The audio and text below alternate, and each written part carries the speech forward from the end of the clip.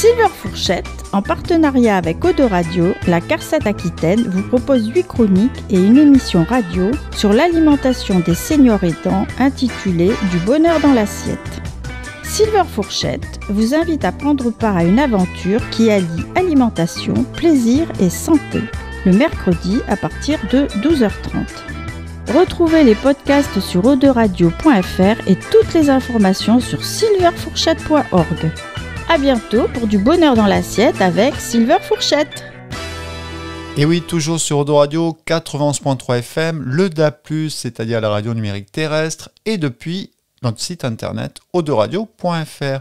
Alors aujourd'hui, nous retrouvons déjà la 4e chronique du bonheur dans l'assiette, dans le cadre du projet mis en œuvre par Silver Fourchette, avec le soutien de la CARSAT Aquitaine. Alors ces chroniques sont disponibles en podcast sur le site internet de Silver Fourchette et sur celui d'Eau de Radio. Alors aujourd'hui, dans Du bonheur dans l'assiette, nous allons voir comment accompagner un proche au quotidien sur le temps du repas. Autour de ce plateau, nous avons plaisir de retrouver Laurence Massip, pharmacienne et micronutritionniste à Senon, et Diane Biaou, chef de projet pour Silver Fourchette. Bonjour Laurence et Diane. Bonjour Jean-Christophe. Bonjour Jean-Christophe. Laurence, déjà on va voir avec vous si on peut tout simplement adapter le régime alimentaire à l'âge ou aux pathologies. Et d'ailleurs, est-ce qu'il est primordial finalement de tenir compte du ralentissement de la digestion chez les personnes aidées ? Absolument, absolument, c'est très courant. Donc il faut faire attention aux aliments difficiles à digérer chez ces personnes-là, notamment les crudités, qui sont les aliments les plus difficiles à digérer. On ne le sait pas souvent et qui demandent en plus un temps de mastication beaucoup plus important. Donc dans ces cas-là, il est préférable de s'orienter vers des légumes cuits, des légumes lacto-fermentés qui sont assez tendance en ce moment, qui sont plus digestes, plus riches en micronutriments et en probiotiques. Bon, peut-être un peu moins facile à trouver. Alors oui, c'est quoi des légumes lacto-fermentés peut-être Oui, alors on connaît tous par exemple la choucroute qui a fermenté, on connaît alors peut-être un peu moins le kimchi, ce chou fermenté aussi, donc voilà. Et très donc bien. Voilà. Donc n'hésitez pas à proposer ces légumes-là, sinon plutôt des légumes cuits. Et puis après, certaines fibres sont appelées dures, parce qu'elles sont difficiles à digérer, notamment les légumineuses, alors que ce sont des aliments qui sont très intéressants. Bon, là, il y a une astuce très simple justement pour pouvoir avoir évidemment les bienfaits de ces aliments, comme vous dites, intéressants. Alors, il y a peut-être des choses à faire. Bien sûr. Alors déjà, les faire tremper toute la nuit. Même les lentilles, alors qu'il n'est pas forcément conseillé de les faire tremper. Moi je recommande vraiment de le faire. Et voire de les faire germer. Parce que tous ces aliments-là qui vont germer sont encore plus riches en micronutriments, vitamines, minéraux, oligo-éléments. Et puis aussi les faire cuire assez longtemps. Voire vraiment les mixer. Très bien. Voilà, donc... Ensuite, pourquoi pas, moi je conseille, on en avait déjà parlé dans la chronique précédente, vraiment proposer des enzymes pour mieux digérer l'amidon, les graisses, les protéines, donc aux principaux repas. Très bien, ça on peut le voir avec son formation, on en avait parlé, effectivement. Oui, absolument. Et puis, moi, j'ai un petit conseil. Alors après, à voir, bien sûr, en fonction des douleurs au niveau de l'estomac, des brûlures, mais une cuillère à soupe de vinaigre de cidre de pomme dans un demi-verre d'eau à prendre avant le repas va assurer une meilleure digestion, permet de rééquilibrer le pH de l'estomac et en plus apporter des probiotiques qui sont excellents pour le microbiote. Donc ça, c'est vraiment l'astuce, le conseil du jour par Laurence Massip, merci. Donc une cuillère à soupe de vinaigre de cidre de pomme dans un demi-verre d'eau avant les repas, meilleure digestion, équilibre le pH, donc super conseil, merci. Est-ce qu'on doit tenir compte, Laurence, de la diminution de l'appétit, de l'odorat et des saveurs, finalement ? Et oui, parce que c'est vrai que les personnes âgées ont tendance à avoir moins d'appétit. Or, il est vraiment important de stimuler cet appétit, parce qu'ils ont, on en avait parlé, besoin de plus de protéines encore que la personne jeune. Donc, essayez d'augmenter ces apports en épices, par exemple, c'est-à-dire apporter des couleurs, des saveurs dans l'assiette, donc des épices, des herbes, des aromates. Et puis les couleurs de l'assiette vont aussi stimuler l'appétit. Mais c'est ça, d'où le titre de notre chronique est Du bonheur dans l'assiette. Donc mettez du bonheur dans l'assiette, des couleurs, des saveurs, des épices. Tout ça participe finalement de l'envie, de l'appétit, de la bonne digestion. Voilà, Absolument. pensez à mettre du bonheur dans l'assiette à chaque fois, systématiquement. Hein. Exactement. Comme je dis souvent, comme la palette de l'artiste, très, très colorée, donc pensez vraiment aux couleurs. Et puis après, peut-être penser à fractionner les repas si vraiment le manque d'appétit est important, et tout en respectant la chronobiologie nutritionnelle, voilà. La répartition des repas sur la journée. Et là, on vous renvoie évidemment sur la deuxième chronique qui est complètement dédiée à la chronobiologie nutritionnelle, que vous pouvez réécouter en podcast et sur le site de Silver Fourchette ou encore celui d'Odo Radio. Alors concernant la perte de masse musculaire, et on le sait, elle est très fréquente chez les personnes âgées, donc qu'est-ce qu'on peut faire là ? Et oui, donc surtout, comme je l'avais précisé, donner la plus grande partie des protéines le midi, parce que c'est à ce moment-là que l'on va fabriquer la masse musculaire. Donc pour la prise de poids, les protéines sont essentielles. Alors bien sûr, la consommation de viande n'est pas toujours adaptée à la personne âgée qui a des soucis de mastication. Donc on peut aussi enrichir les repas avec des protéines telles que les germes de blé, la poudre de chanvre qui est extrêmement riche en protéines, alors plutôt végétales bien sûr, ou la purée d'amandes, ou bien les poissons gras qui sont aussi intéressants pour les oméga 3, on l'avait vu. Donc pourquoi pas faire des rillettes de sardines qui seront mieux digérées. Et on peut les faire soi-même, ça c'est des choses qu'on peut faire à la maison. Hein. Bien sûr, écraser à la fourchette des sardines. Il est possible de rajouter par exemple de la crème d'amande aussi riche en protéines, et puis des herbes, du persil, de la ciboulette, un petit peu d'échalote, et puis des épices, du curcuma, voilà, pour des saveurs et des antioxydants. Et puis aussi les œufs qui sont riches en protéines, 10 grammes de protéines dans un œuf. Et plutôt, on avait évoqué cette filière bleu blanc cœur qui finalement garantissent que ces œufs ont des oméga 3 finalement qui sont utiles. Exactement, oui. Donc et bien sûr, on n'oublie pas les lentilles en purée ou encore le houmous. Par pour exemple, ceux qui aiment, c'est du pois chiche, la purée de pois chiche tout simplement. On vous écoute, Laurence. Voilà, donc après, attention, alors je mets l'accent sur les produits laitiers parce que les personnes âgées ont tendance à augmenter la quantité de produits laitiers, par exemple les yaourts, parce que ce sont des aliments qui sont plus faciles à manger. Voilà. Or, les produits laitiers ne sont pas toujours bien tolérés au niveau digestif. Et oui, parce qu'ils augmentent l'acidité du corps finalement. Alors voilà, ils peuvent irriter déjà l'écosystème digestif, les muqueuses digestives, et en plus, ils augmentent l'acidité du corps, effectivement. Et donc accroître la déminéralisation, comme la perte de calcium, de potassium. Voilà, donc pas plus de 2 par jour. Voilà. Surtout. Et plutôt fabriqué avec du lait de chèvre ou de brebis, on avait dit. Absolument, pour plus d'oméga 3 en fait. Et alors pour les personnes qui prennent déjà des compléments alimentaires liquides de protéines, qu'est-ce qu'il faut ? Il y a des temps à privilégier là dans la journée ? Exactement. Donc comme je disais, plutôt le midi, par exemple même en dessert, ou le matin. Mais éviter la prise au goûter parce que comme je l'avais expliqué, les protéines vont bloquer la synthèse de la sérotonine et de la mélatonine. Donc plutôt le matin ou le midi. Très bien. Donc le plein de protéines, c'est plutôt le matin, le midi. C'est vrai qu'on l'avait vu aussi dans une chronique précédente.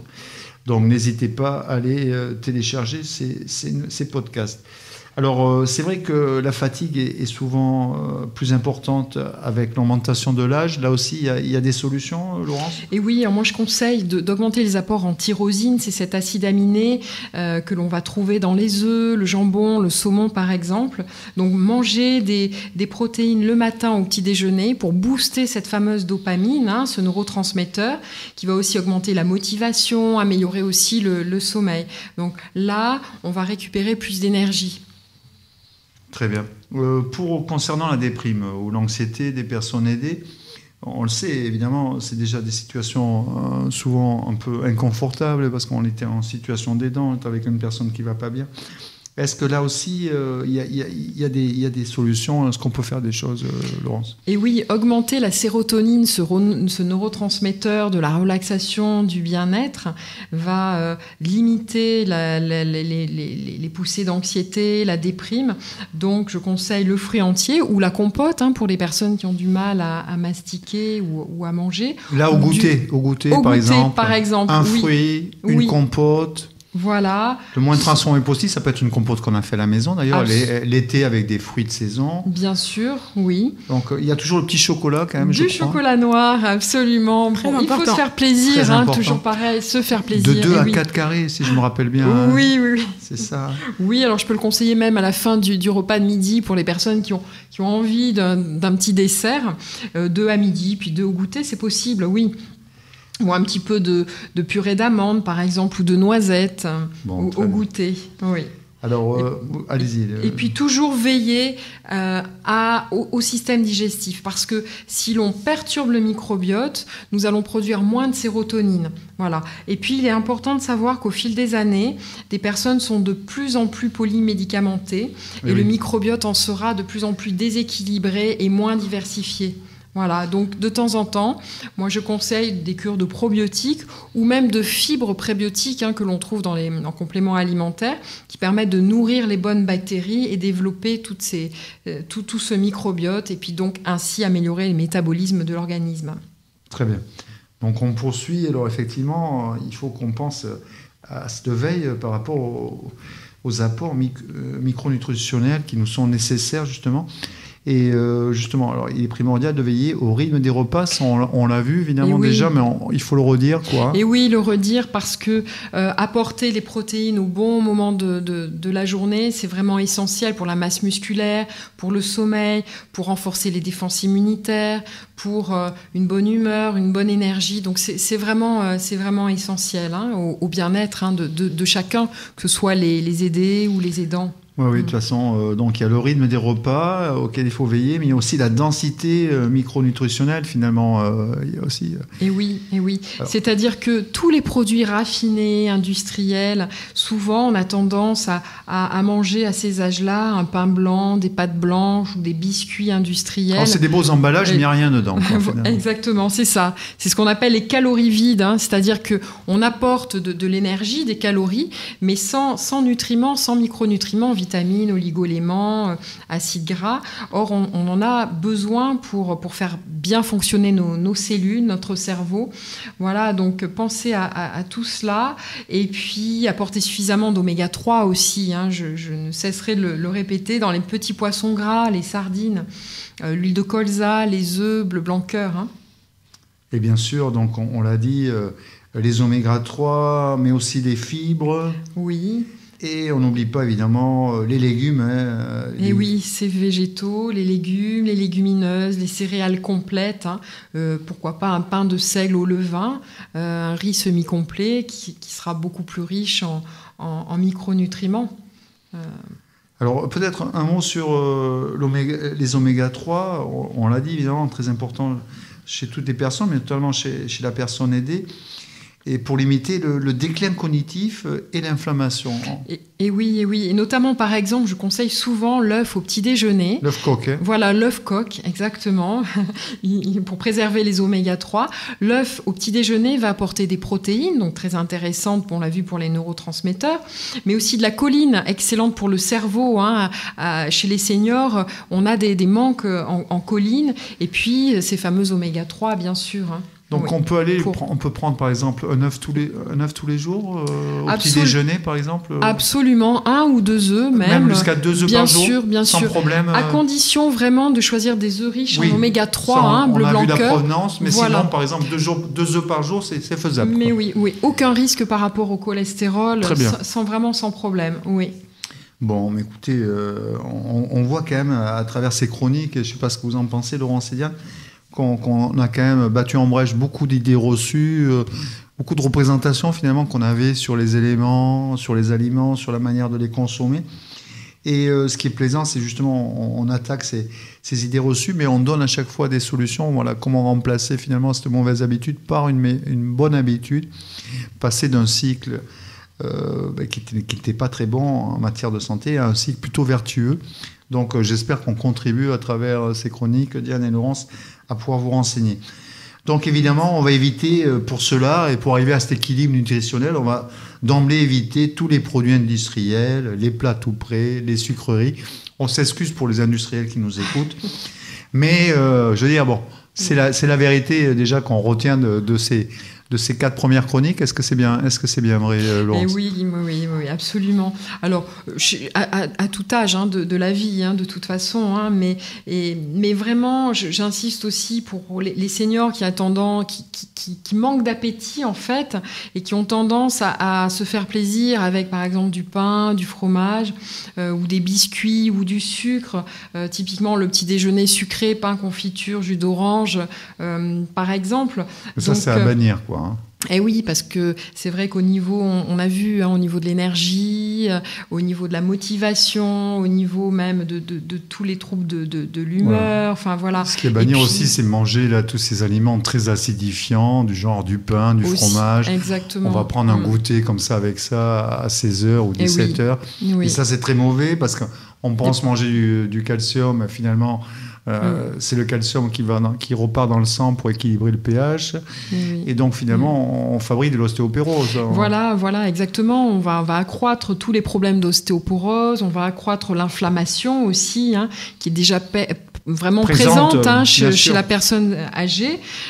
Donc, vraiment, attention à tout cela et donc, vraiment penser à ces oméga-3 qui sont anti-inflammatoires aussi. Voilà, et oméga-3, et puis certains compléments alimentaires qui s'avèrent indispensables pour arriver à l'équilibre, justement. Oui, absolument. Alors moi, je conseille vraiment le magnésium pour la fatigue, par exemple, pour la relaxation, pour un meilleur sommeil.